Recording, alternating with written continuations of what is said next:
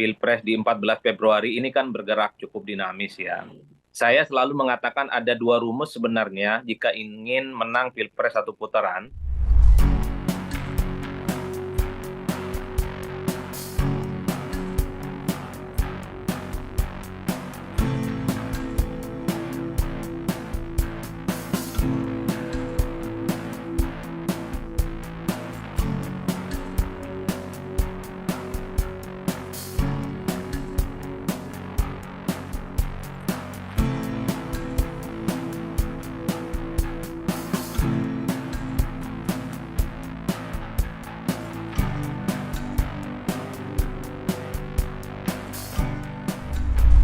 Ada dua hal ya, Mbak. Pertama, memang peta elektabilitas menuju Pilpres di 14 Februari ini kan bergerak cukup dinamis ya. Saya selalu mengatakan ada dua rumus sebenarnya jika ingin menang Pilpres satu putaran. Pertama, bukan hanya harus mendapatkan suara 50% plus satu, ada sesuai dengan undang-undang ketentuannya bahwa untuk menang satu putaran yaitu harus dicek bahwa harus mendapatkan 20% minimal dari jumlah pemilih di separuh jumlah provinsi secara nasional. Ada 38 provinsi yang kita miliki, separuhnya kita asumsikan 20 provinsi. Di 20 provinsi ini harus bisa dipastikan bahwa mendapatkan suara 20% minimal ya dari jumlah pemilih.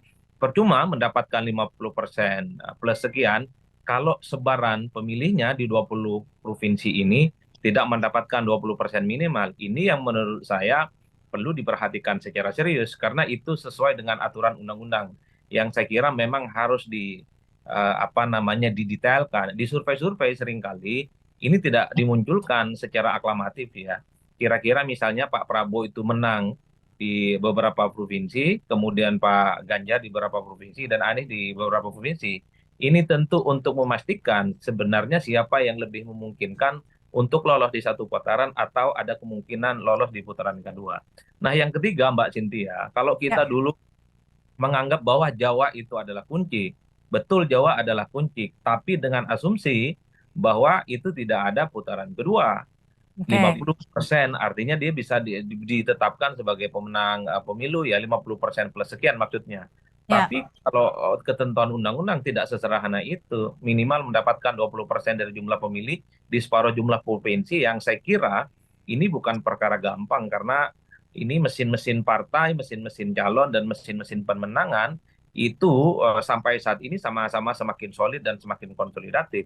Dulu memang waktu deklarasi awal-awal pasangan Capres dan Cawapres Prabowo Subianto yang saat itu elektabilitasnya 36% langsung melonjak secara signifikan karena terafiliasi oke. misalnya mendapatkan dukungan signifikan dari pendukung Pak Ya, Jokowi. Tapi praktis setelah itu momentum politiknya belum didapatkan kembali. Oleh karena itu, kalau kita membaca data-data survei, ini kan bukan data absolut, tapi ya. data-data yang Artinya masih sifatnya bisa berubah ya, prediktif. Mas Adi ya. Iya, datanya Baik, prediktif bisa naik dan bisa turun.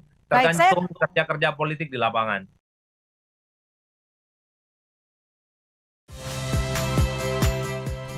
Saya Muhammad Syahreza. Saksikan program-program Kompas TV melalui siaran digital, pay TV, dan media streaming lainnya. Kompas TV, independen, terpercaya.